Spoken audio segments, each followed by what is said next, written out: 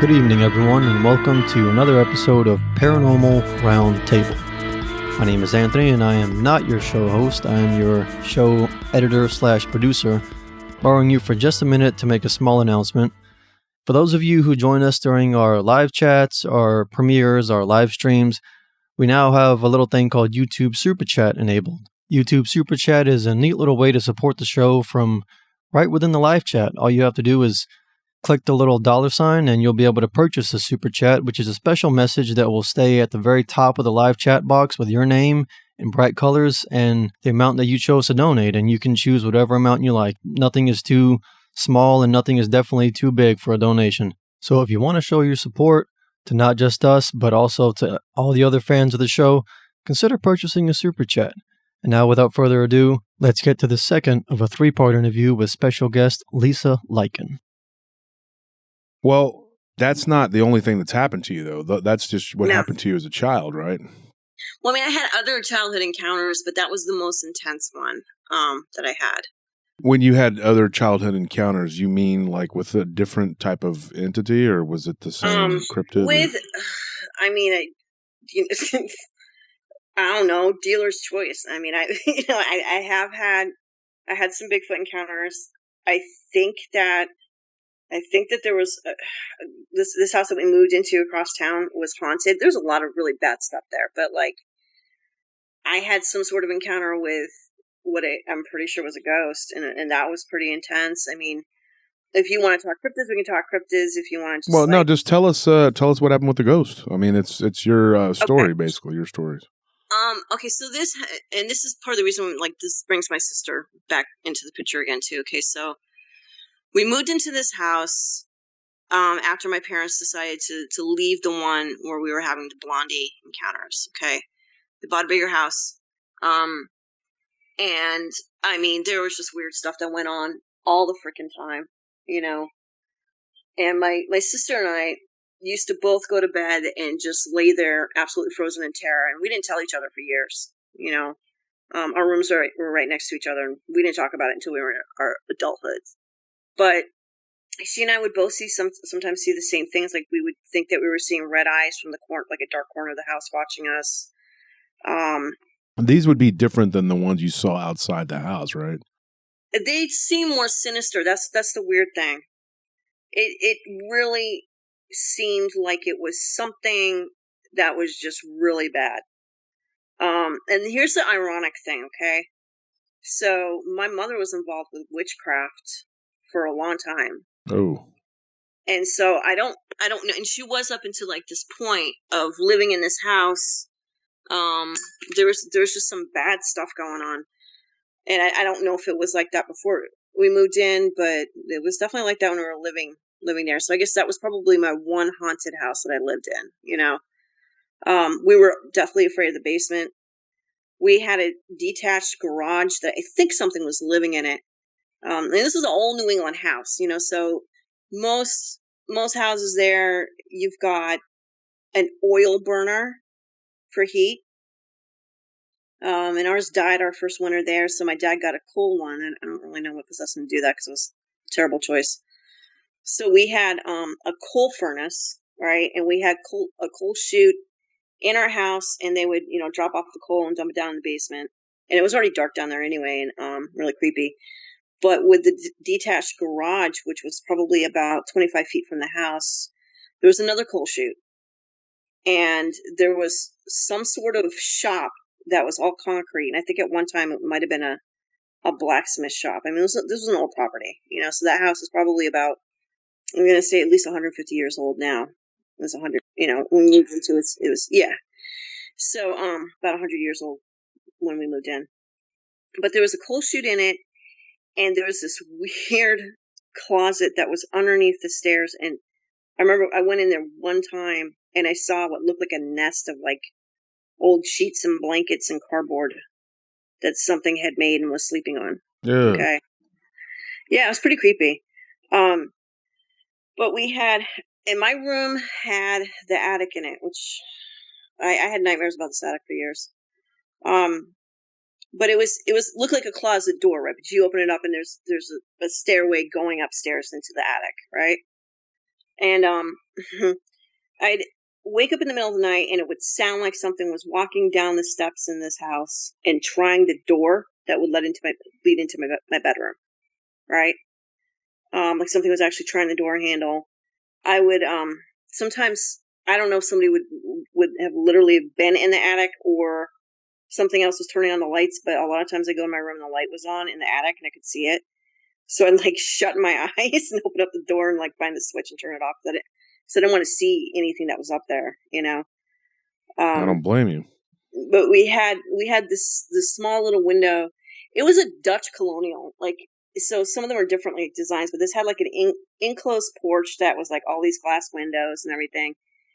And so, and this cute little window that was on top, but that was like the attic window. But there'd be sometimes when I go up there and the window would be open, like something pushed it open from the outside, and because it swung in, and so I'd find that and I'd have to close it, and sometimes it would be muddy, and sometimes rain or snow would be let in, and it happened a lot. How old were you when you lived there? I lived there from age 6 to age 13. Ooh, 7 Off and years on. in that as at that age too.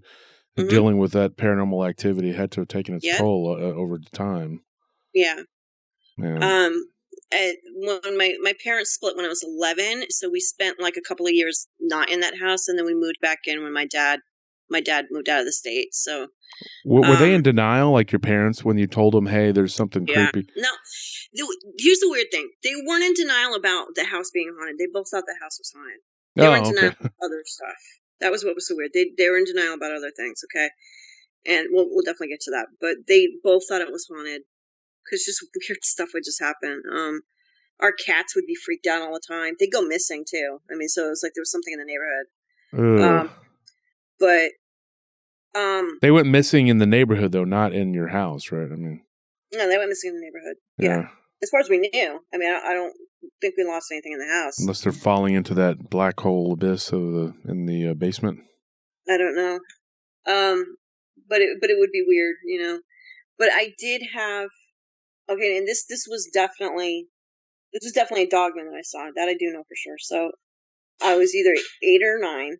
Okay, and this is what's so funny because my sister's a teenager at the time, and she had this obsession with werewolves, but she was terrified of them. Okay, and I didn't really connect the dots, but she was like, she would tell me that she was scared that there might be werewolves around the house, and to the point where like she found out, she read a book about putting salt around her house. She put salt around our house. Yeah. I used to be the same way. Were you really? Yeah. It's so funny. It was weird. She put salt around the house, and I guess some really crazy stuff happened. Because I remember her and my mother having a conversation. They were saying, like, whatever you did, you locked it in the house. All right. Yeah, well, when I first moved into this was. place, I was told to put salt in the corners of the house because I had left a house that had a lot of activity, and so that's what I did. Yeah. And it hasn't been as bad here. I mean, I'm not going to say it's because of the salt, but I just did what was suggested to me by a friend, and so it seems to have. I mean, it hasn't hurt. Let's put it that way. Yeah. Right. So we had this house. Okay, so by that point it was like the height of dysfunction because my dad's a recovering alcoholic. He's actually been sober for like 35 years, amazingly. That's right? a beautiful thing. But it was the height of their marriage falling apart, which may have, I almost wonder if that aggravated whatever was around, they were fighting all the time, that kind of stuff. There was a lot of repairs that house needed, and they just never did it, right? So we had this horrible bathroom upstairs that had an accordion door.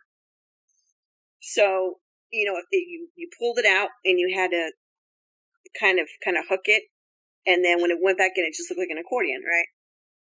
So that was the bathroom that we used. And I went in there in the middle of the night. I think I was 8 or 9 years old. And across the street from us was about an acre of woods, and that was ours. And this was this neighborhood, the houses were not as close together as the house where Blondie was coming into, right? So the yards were larger, houses more spread apart. This is an old neighborhood. But I looked at the window and I saw right across the street at the wood line what I thought was a German Shepherd. I thought it was just like a German Shepherd sitting there at first.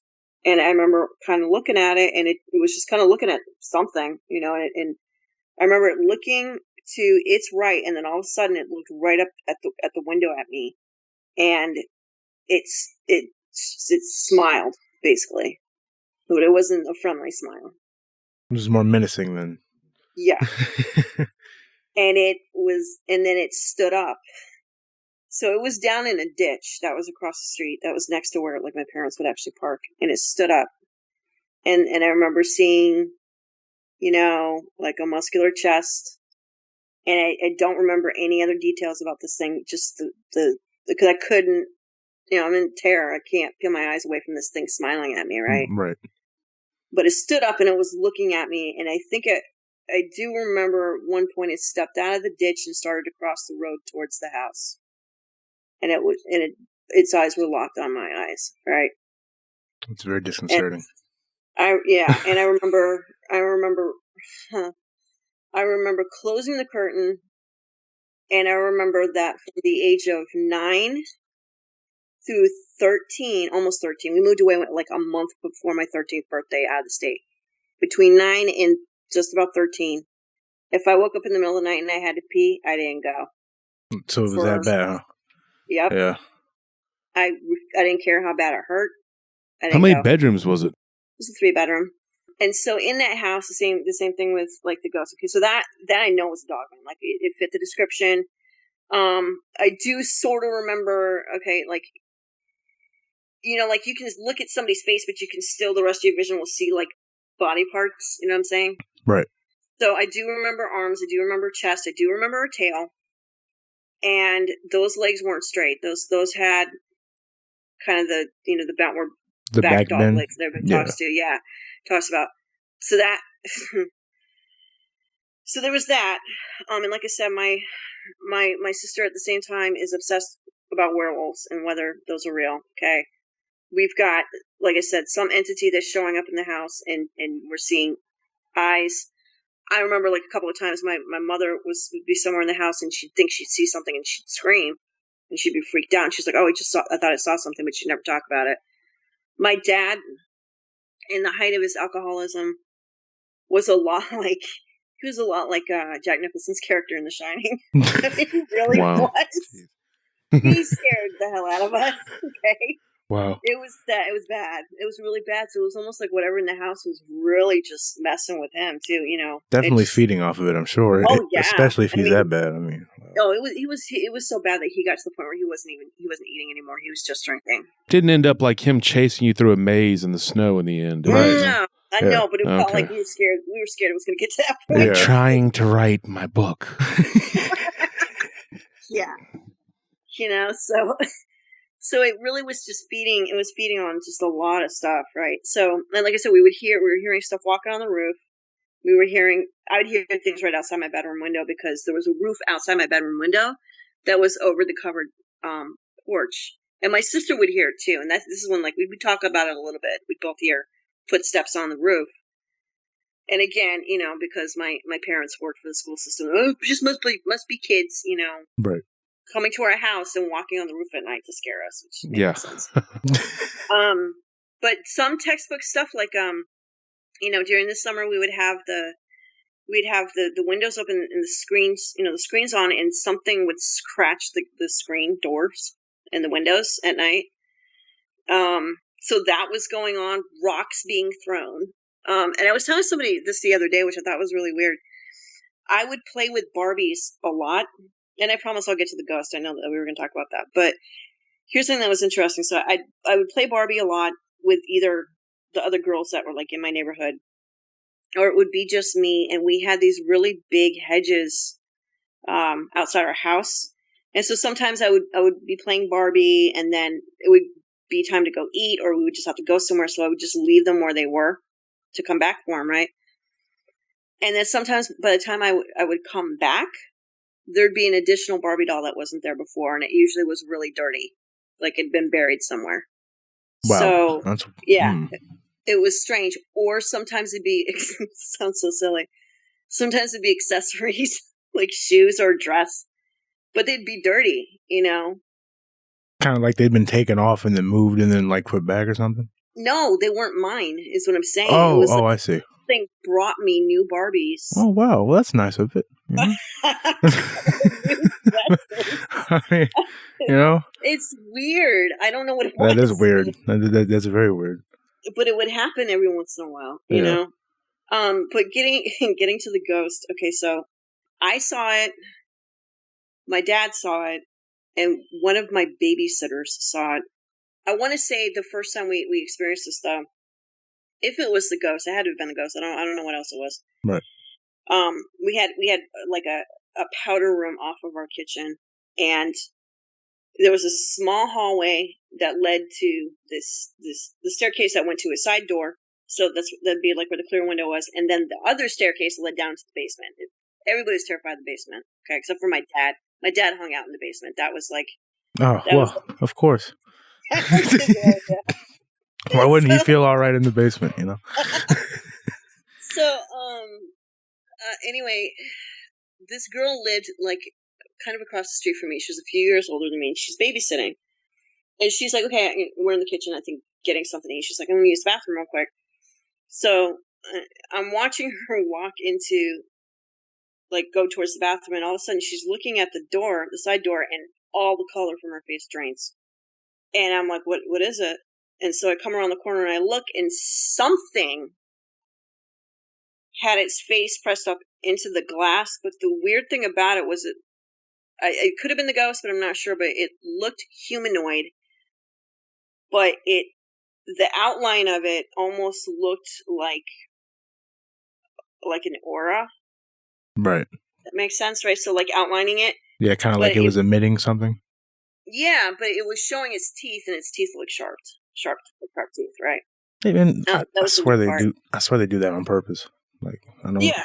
So I mean, she's terrified. I think she called my parents and was like, "You got to come home." Like she lied to them and said she's sick. You need to come home. And she was pacing back and forth until they got home, and then she went to her house and she refused to even come over anymore. She never came back after that. And then there was this. Yeah, this is what happened. Then there was this time I'm out on our enclosed porch playing, and this guy appears at the top of our stairs. So this, I don't know if you guys have spent I don't know how houses are in Texas, okay, because I haven't spent much time there. I don't know if you guys have spent any time in the Northeast. I have, but for a little bit, yeah. Okay, so the older houses are just kind of set up a way. They'll have like a sidewalk in the yard, yeah, kind of thing. Mm-hmm. Okay, so we had a staircase that led from another main sidewalk into our yard, and the sidewalk that was right in front of our house, or walkway, whatever you want to call it.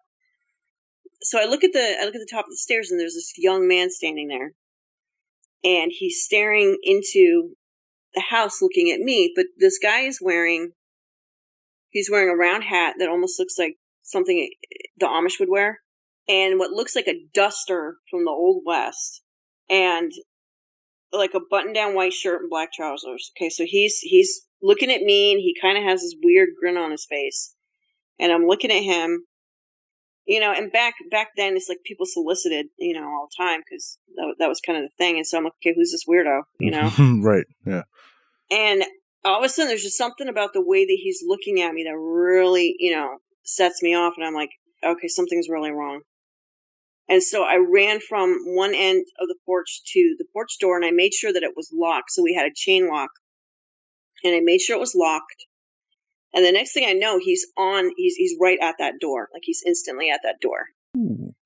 So I run off the porch into our foyer and shut that door, but it has like a big, huge window in it, right? Right. Shut that door, and I run up the stairs, and I can hear my family in the house. Like, I think the rest of them were in the kitchen doing something, or in the dining room doing something. So I run up the stairs, and I got my back against the wall, and I'm hiding. And I kind of look around the corner to see if he went away, and he's on my porch, and he's looking in the window, looking into the foyer, looking around, and his eyes are moving, and I know that they're about to meet my eyes, so I quickly hide again. And I think at that point I went into my room, and I was freaking out. I actually remember shaking from this. I remember just freaking out and just really shaking, because I didn't know who that was, but I just had a really horrible feeling.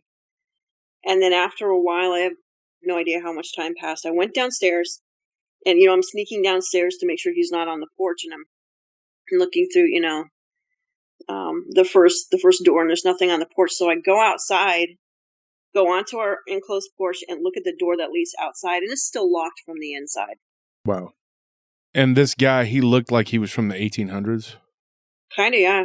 From like the description, it kind of seems like he's someone who would like sell poison or something on the side of the road. Like it's kind of. I don't know, man. It was really weird. It sounds very discomforting. Yeah.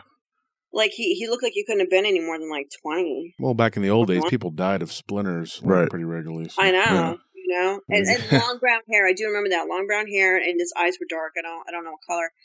So I told my parents, and again, there was just a horrible history, and this is part of the reason why I think I blocked out so much. There was a horrible history of me telling them the stuff that I was experiencing and them not wanting to believe me. Right. Yeah. Them kind of brushing it off or something. Yeah. And I mean, that hurt a lot. Yeah. So because I was having all these experiences, and it's my parents, I really needed them to support me and believe me, even if they thought I was crazy, at least just acknowledge that I at least believed I experienced this, Right. So I told them what happened. Of course, they didn't believe me, and they were really angry and stuff. And I was like, no, it's the same thing that, we'll call her Barbara, that Barbara saw when she was over here the other night babysitting. I think it was the same face, I think it was the same thing that we saw. And they didn't want to believe it and stuff. And so then, of course, I let the cat out of the bag, and they're like, oh, that's why she doesn't want to come back over and babysit anymore, right? So anyway, a couple weeks pass, and there's some kind of ruckus outside in the middle of the night. My dog's going crazy. This is the same dog, the tough mountain dog I told you about, who wasn't afraid of anything. Yeah. And kind of crazy. She would bark for 30 minutes before she'd eat her dinner. I don't know why. Weird. So, my dad thinks it's a prowler. He goes outside with the dog to see what's going on. And he sees this young man running through our yard. And he's super close to him. He's close enough to like touch his jacket, and he trips over my tricycle and lands on his face. So he face planted, and the guy got away. But he asked me to give him the description, and I slept through the whole thing. Yeah. They asked me the next morning to give, and he was more mad about the tricycle being in the way, because he tripped over. That's what's weird, because I don't know how that happened, because I don't remember writing it. I think it was just like, I was starting to outgrow it. And I think it was sitting in the yard or something, but it happened to get in the way, and he tripped over it. So, he asked me to give the description of what I saw, and I told him. He said, that's exactly what I saw. He said, that's exactly the person that I saw. Well, he definitely believes you now. Yeah. Yeah, probably. He had, road rash on his face and everything else. So moving forward from like, any more experiences in this particular house, or was that most of what you could remember? Or? I had one more thing happen. Okay, because I there was some Sasquatch stuff happen.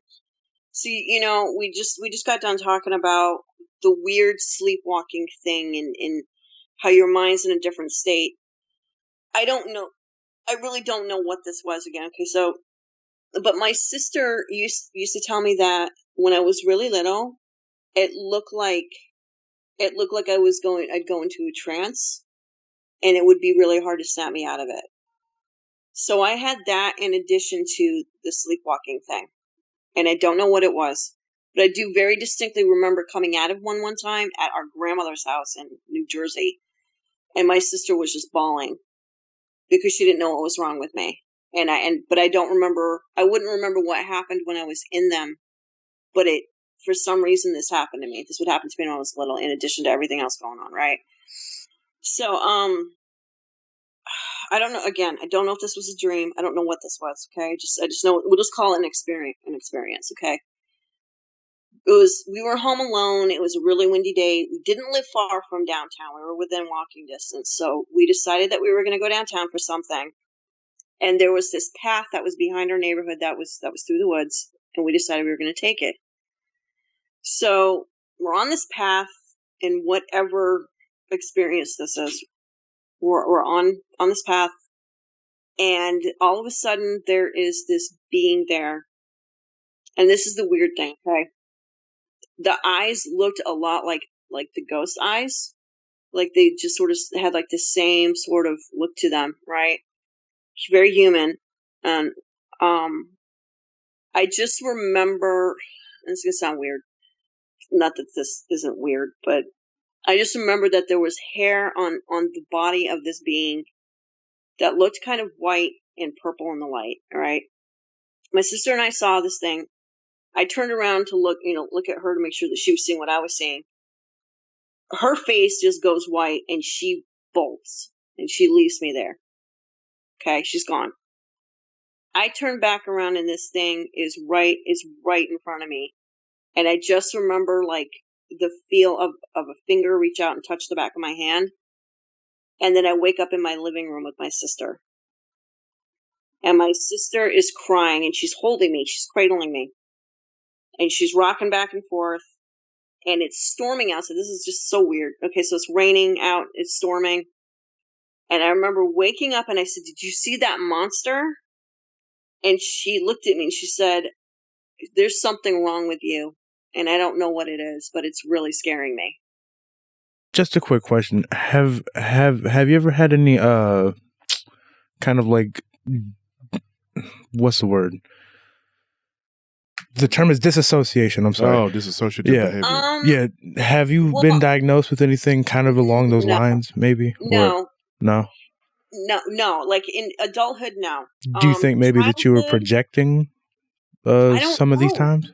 Or I have no idea, because like in that instance, I don't know what happened. She just didn't want to talk about it. You know, she was in hysterics, and I think she was just denying things herself. But yeah, once I came to it, I was like, "Did you see that monster?" You know. So somehow I saw it. It was either a really vivid dream, or like I said, there was there was the sleepwalking when I was little. There were these what my sister would call trances. But I do remember, I don't think I had another one after that episode, because I know I'm very empathic. And so it freaked my sister out so much that I think there was just something in my mind that, like, I was scared that there really was something wrong with me. I don't remember having any episodes like that after that. And I couldn't have been any more than 8 or 9 when that happened. So, but as far as disassociation, I don't really think so. Maybe in my childhood with this stuff going on, yeah. As a teenager and adult, no, I don't think so. Well, the only reason I ask is because I've had some problems too, because I've had a very much like your life, with like ghostly encounters and stuff like that. You know, when I was growing up, that was pretty common for me too. So like I had a lot of anxiety, and that's one of the things that would happen to me. Yes. Is that I would kind of blank out, and didn't you just come to sometimes? Now, Zane, if anybody doesn't know, Zane is my brother's son. And Zane, y'all lived in a Victorian style mansion type house that your mom had rented up in Dangerfield. Yep, very strange. And there's not much in Dangerfield, but really weird place. But you had some experiences in that house. Yeah, and so just to kind of like map the area, like, just a little bit. So where my house was, it was kind of off of the main road that would go through like Dangerfield, and Dangerfield's not big at all. Like if you know the Northeast Texas area, it's kind of close to Mount Pleasant. It has a population, like, I don't even want to say like of 1,000, like I think 50 of those are cows. Right. Yeah. Like maybe less than that. And now, we had found like a little blue Victorian, and it was kind of off the road of some railroad tracks. The house itself was on a dirt road, and we had like 3 or 4 neighbors, and there were definitely neighborhoods around or whatever, but that was pretty much it. Like that was the whole town. And there was a lot of abandoned places. Like, you would walk down the street and, just kind of like walk through the woods, because I'd be bored. I mean, there's really nothing to do over there. And you would just run into these houses that looked like they were just war torn. They would be missing whole quarters of the house. Roofs would be caved in, and they would just be sitting there for, probably like 100, 200 years. And I think my weirdest experience with that place was I had walked into one of those houses just kind of looking around, just, doing kid stuff, bored. And it looked like whoever had lived in the house before, it was just completely abandoned for I mean, like, I have no idea what the reason was. But like clothes were strewn all over the ground, like very old clothes, like they obviously hadn't been moved. There was just like old pictures and old books on like the walls and the bookshelves, and it's just little quaint, and there'd be holes in the walls, and like I don't even think homeless people had been in these places and like camped up and squatted or anything. Like, that's how untouched it looked, and it just looked like it was dingy and whatever. But I had found this Bible that was sitting on the kitchen table in this one particular house, and the feeling I got was just very, very uneasy. Like, it was just nothing godly about it. Like, it was like the pages were like glued, and like you couldn't open it really, and it was just like, I have no idea, but I think something had followed me from that house, because the feelings that I got after leaving that place were just terrible. And I think that's kind of where I had gotten my first bout of like disassociation too, was because that place just freaked me out. Like, much like when you would see Blondie sometimes, and like you would like pass out and black out. Like, that's kind of the feeling I got. Like, I would just have to like immediately leave because my anxiety would be so high. But yeah, stuff like that would happen to me, and that's the only reason I asked.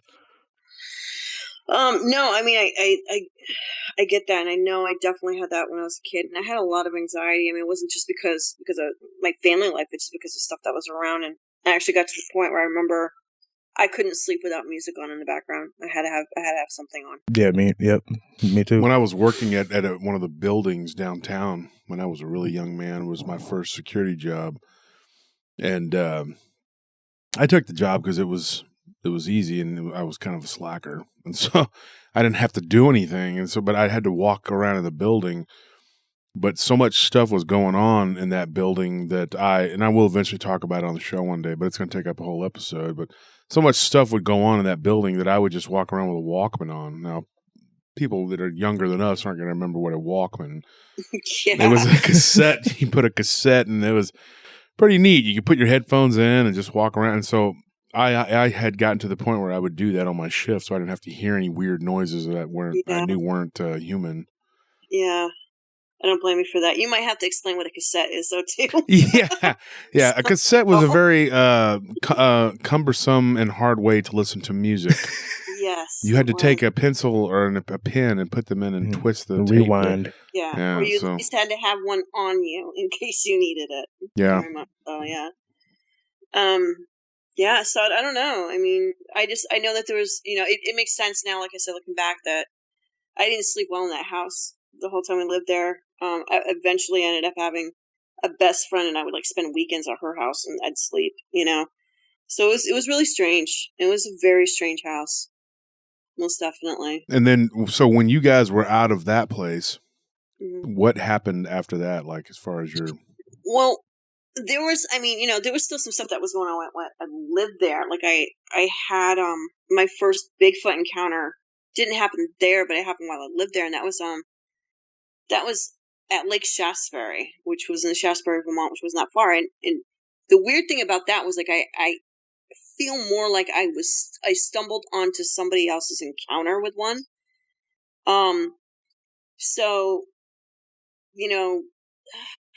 that was like the happening spot, for the summer. It was a man-made lake and everything. It was part of the whole,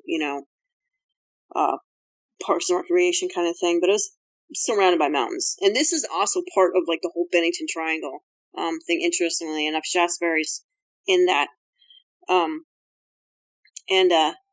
Again, I was a wanderer. My parents didn't really watch me. Neither did my sister when she was supposed to watch me. I just kind of went and did what I wanted as a kid. Well, your sister was a lot older than you too. I mean, yeah. I think my parents had, but like this day, I think it was a holiday weekend. My parents rented a canoe or something, and they were gone, spending some time together. And I decided I was going to go on some of the hiking trails that are just around the lake. So I'm walking down this path, and I see this little girl who's about my age, little blonde girl in a green bathing suit, and she's got her head cocked all the way back, and she's talking to something, and I thought it was a bird because there were bird whistles, and so I thought she was just looking up at the tree talking to to a bird. And so I just kind of stop and I'm listening and I'm looking around for this bird, and I don't see anything. And then I start looking at the trees, and all of a sudden I realize there's this thing that's these are like red pine trees. There's this thing that's like blended in with the trees, okay? And she and he, I think it was a he, were about maybe 20 feet from me, 15, 20 feet, not, and it's whistling. And I remember, and this is one of the things that I've actually gone around to people in the Bigfoot community about this. This thing had a human face except for the eyebrows, okay? The brow ridge looked very, I guess what you'd call Neanderthal-like, but it had a Roman nose. It had Cupid bow lips, because I was looking at this thing's face, and the lips were, puckered, and it was whistling, and the flesh was like a chocolate brown. Everything else was auburn, and he was a very handsome fellow, and I could see his left hand kind of picking at the bark, and he was sort of trying to use the trees as like a shield between himself and me and this other little girl. And he doesn't make direct eye contact with me, but I can tell like his eyes are moving, and he's kind of keeping me in his peripheral vision, and he's not really looking at her either, right? So this thing's kind of pressed into the tree line, almost acting shy, I guess you could say. And she's trying to, I guess, coax him out. I'm, like I said, I'm stumbling onto this. It's like she's trying to coax him out, and I'm just kind of, my mind's just trying to register what the hell am I seeing. And then all of a sudden he stops whistling, and he looks past me up the path, and he makes it's like face grimaces, right? And then he turns his head away, and then we can hear voices. So I just kind of turned around, like I turned all the way around to see who was coming down the path. And she comes running up to me, and she's like, "Please don't say anything." And, again, like I just had walked into the middle of something, and I said, "What is that?" And then these 4 teenage boys come down the path, and I think one was her brother or something, because he was trying to act all tough, and he's like looking at me and looking at her, and he's like, "What are you doing?" And she said nothing, and she put her arm around me, and I was like, "Yeah, nothing," and I put my arm around her. And then they were talking to us for a minute, and then they left. And then as soon as they left, she forgot all about me, and she went right back to where she was, and she was looking for him again. And I came over, and I was like, what was that? And she said, "That's my friend."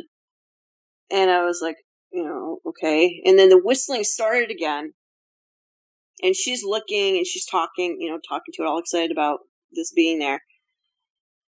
And I'm looking around to see where it is, and it's in some bushes, and it's directly lined up with me, but it's further back in the forest.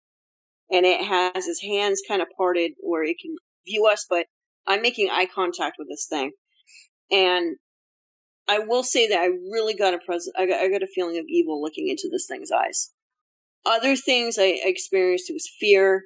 I didn't even feel this with Blondie, but I felt it with this, which is what's really strange. I was looking into this thing's eyes, and I had this feeling come over to me, almost as if I'd lose my soul. This the only way I can describe it. And so I snapped out of it, and I grabbed this girl, and I started pulling her. I was like, "We got to go right now." And she ended up, pulling away from me, and we had a confrontation. She's like, he's not going to hurt me. He's my friend. And I'm like, "That's a monster, and we need to go." And she was like, "Well, you can go if you want, but I'm staying. I'm not going anywhere." And so I didn't know what to do, but I was scared of this thing. And by that point, he was walking out of the bushes and heading back towards that cluster of trees. So I left her, and I went back to the beach, and I sat down on, the blanket next to my sister, and I think I was in shock. And it took my sister a while to notice, because she was like sunbathing, and she finally looked at me. She was like, "Lisa, you look like you've seen a ghost." And I was like, I just kind of stared at her. I said, "I don't know what I saw, but I think I saw a monster." Okay, now at this point, think about my history. I've never lied to my family. I mean, except for when I felt like I had to protect what happened with the little girl in the playhouse. I was telling them I was seeing monsters, I was seeing ghosts, all this other stuff, and they didn't want to believe me. Yeah, right? they just weren't believing you. Yeah. So I told her, I said, no, I saw a monster. And she was like, oh my God, you're always talking about monsters. Why do you do that? Blah, blah, blah. And I said, there's a girl in there right now. She's in the woods. She's talking to a monster. So like, go see for yourself. Right. And so she kind of looked at me for a minute, almost like, okay, well, maybe you're telling the truth. Right. And I kept watching the head of the trail because I was like, I felt bad all of a sudden that I left her in there. Because I was like, what if something happens to this girl, you know? But she came out about 10 or 15 minutes later, and as soon as she did, I pointed to her, and I told my sister, I said, that's the girl right there. So my sister went and asked her, and then she came back and she said, all right, first of all, she's a jerk. She had an attitude. And second of all, she said that you're lying and that didn't happen. And I was like, okay. So I went over to the little girl and I confronted her, but I also wanted to know if she was okay. And she was like, why did you tell that girl, you know, me and my sister, what happened? And I said, because I was worried about you. And then she just was real mean to me and just left me alone, you know, like, everything had gone wrong. My fault. It was weird. Well, was it like she had been friends with this thing for a long time, or was it just something that she had? Yeah. Okay. You know, okay. So this is the theories that I've heard on this because I've talked to a couple people. I had somebody suggest to me that if, you know, depending on what these things are, okay, that maybe they can put some kind of influence on a person and give them a false sense of security. And that might have happened with me and Blondie because remember, after a while, I referred to Blondie as my friend. Right. This girl was referring, that was definitely a Squatch, okay? And, I mean, it wasn't, I mean, I've seen bigger. I mean, this, I think it was a juvenile only because the face seemed really youthful. And like I said, it was a beautiful face.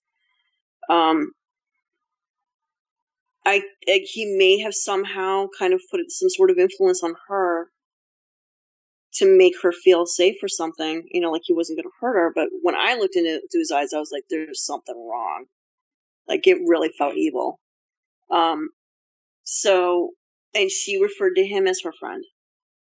So she and I kind of had that in common, talking about these things after a while, you know, referring to them as friends.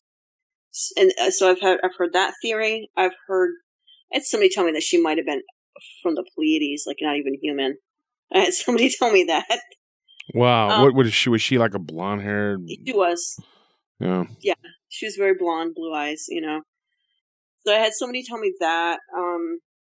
It honestly, to me, it felt the only way I can describe it. When I looked into that thing's eyes, I felt like I was being seduced. Not necessarily in a sexual way, you know, but in a way of, there was just, it just was wrong. Well, here's a very weird scenario. What if, okay, and I'm not saying that this is what I believe, folks. I'm postulating a theory out there that what if it is true? What if this was a blonde and they were from a ship and this thing was one of the occupants of the ship and they were just doing some exploring and the guy that you saw wasn't really her brother. It was just some older kids that just stumbled upon you and asked what you were doing. And just for argument's sake, maybe she was out there with her friend and so that's what was happening, and you just happened to stumble upon them, and they were out doing whatever they do, taking a break from their duties on their ship. You know, I have no idea. I'm not saying that that's what it was. Yeah, going to the lake, and hey, look, a human lake. We're gonna go. I don't know. Human. You never know. I mean, you know, because there's gonna. No, look, anything's possible. This is such a weird subject. Okay. All right. And like I said, I'm not the kind of person, I'm really not, okay? You can ask people that are closest to me, and you and I've talked, we've talked off the air, and you do know some of the people that are close to me in my life. Sure. I'm not given to flights of fancy, okay? That's not what they said. No, I'm just kidding. No, nobody's ever said that you were, you know. I'm not. No. We've never had any, you've never shown me anything that makes you think that you're just like, you know, the fantastical. Like a cuckoo, like yeah. It's like, oh yes, someday they're gonna take me to their planet and make me their queen. Yeah, you know? No, I'm not.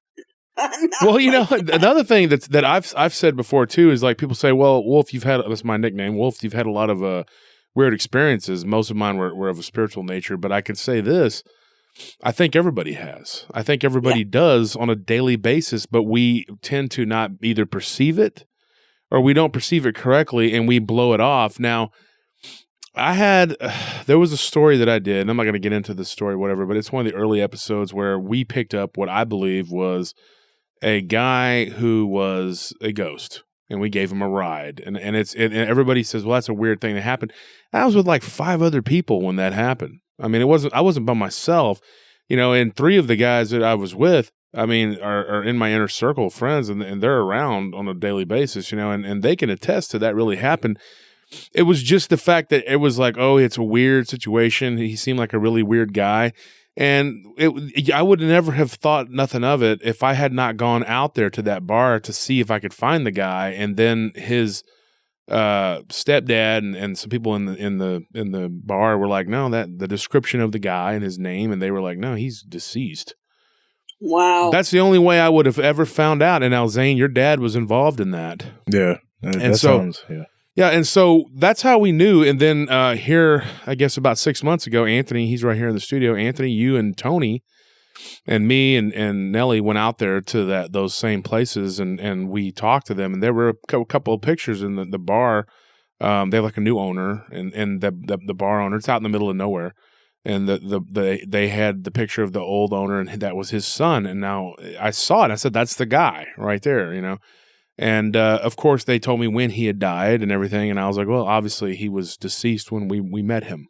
And now I never would have even thought, if I never had gone back out there and tried to find the guy, because he did invite us to come back to his bar and he'd give us some drinks and we could hang out and stuff. And I liked that area. So I went back out there and tried to find him. And I would never have known if he was what I think is now as a ghost. And wow. I would have just thought nothing of it. Now, people come across stuff like that all the time. I had a friend that they picked up someone traveling along the side of the road, and then years later, he found out that there was a hitchhiker that they would pick up, and then they would stop, and then they would disappear. So I mean, he always thought it was just a weird girl that had gotten off at the rest stop and then took off into the woods, and he was like, "What?"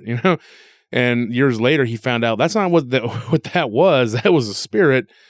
But, it's people pass by these things all the time, and it's just how perceptive you are to figure out that you're having a weird paranormal experience, because a lot of people have them all the time. And I think what happened with you, Lisa, and I really believe this, is that when you were a child, you were very intuitive, and you retained a lot of the memories of your childhood exploits, whereas a lot of people, they block it out, and then as they get older, they don't remember any of these things. Now, a friend of mine's mom, a few years ago, she did a hypnotic regression, and she talked about all kinds of weird stuff that happened to her as a child, and her husband was blown away.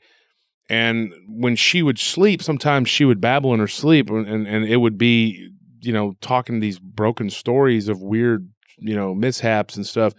And so whenever she did the hypnotic regression, there was all this weird stuff that came out. She saw a Bigfoot, Sasquatch, and a lot of other weird stuff that happened as a child because she could perceive it as a child. But I think what happens is when we get older, we're told, "Oh, you didn't see that. That's not what happened." And your mind, your memory changes it to fit the narrative. It does. Yeah, instead of the narrative going along with what really happened and that becoming the truth, which is the truth. It's warped. And I think that with you had an innate ability to hold on to that, and that's why you had these experiences. I don't think you were having any more than the average person, just that you were able to retain it and stay cognizant of it the whole time.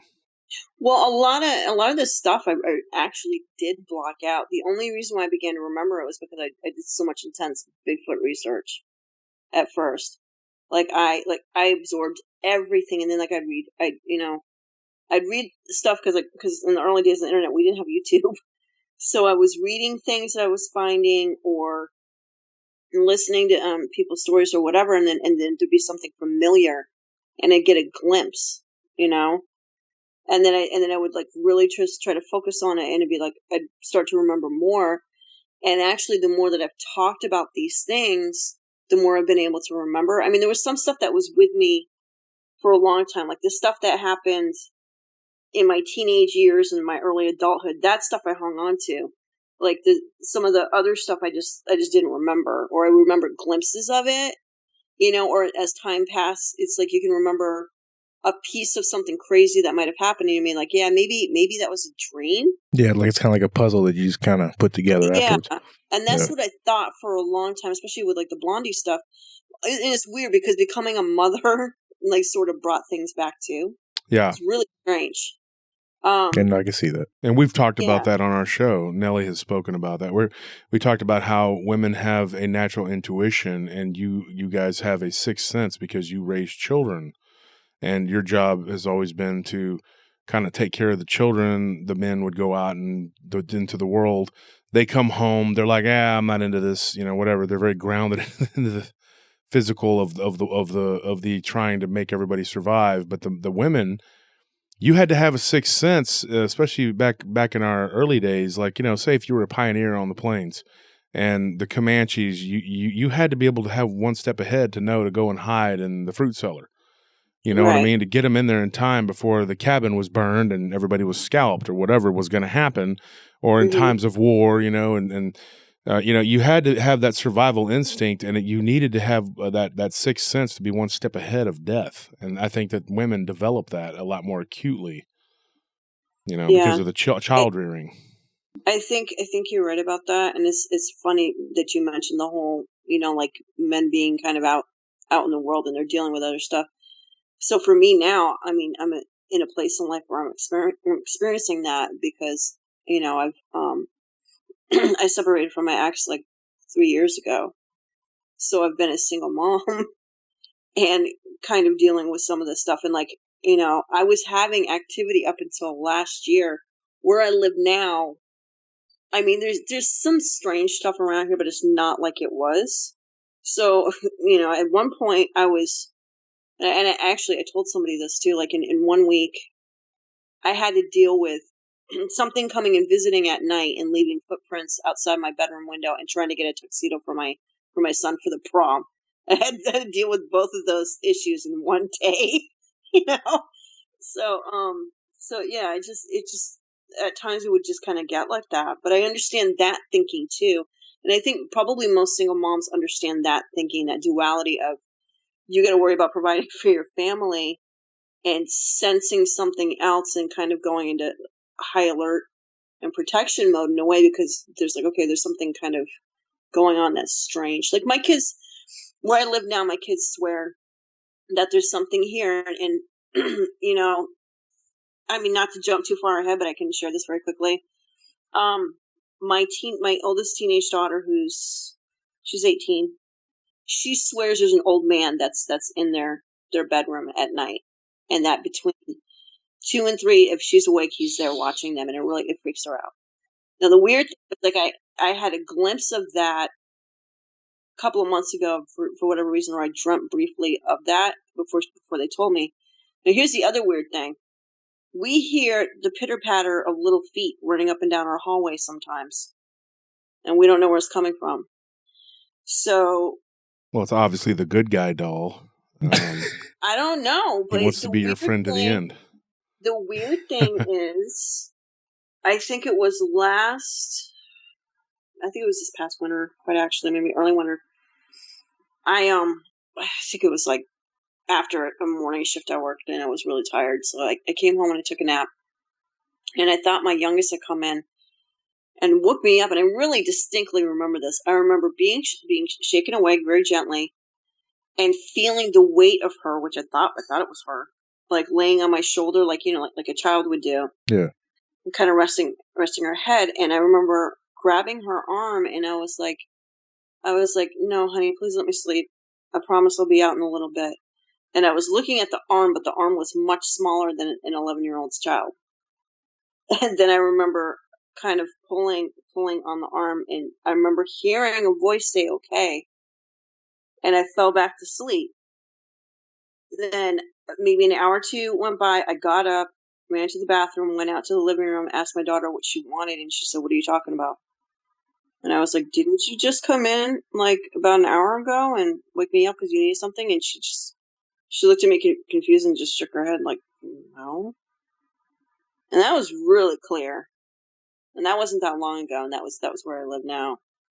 So that was very strange. Yeah, she was like, ew, no, gross, Mom. No, not like that. But yeah, because like, teenagers are like, you're weird, Like, even 11-year-olds are, yeah. Yeah, they can be real surly too. I know Zane was. Zane would, when you were young, Zane, you were quite the surly young man. I still am. Yeah, you haven't grown out of it yet. But well, when you were young, you were real ornery. I mean, you had a lot of anger issues, but I guess living in a haunted Victorian house will do that to you. Yeah, it was haunted by my mother. That's another issue. Okay, folks, that's all the time we have for today. Tune in on Friday, which is just a couple days, and we'll finish this up with Lisa Lycan. Thank you for listening. Good night.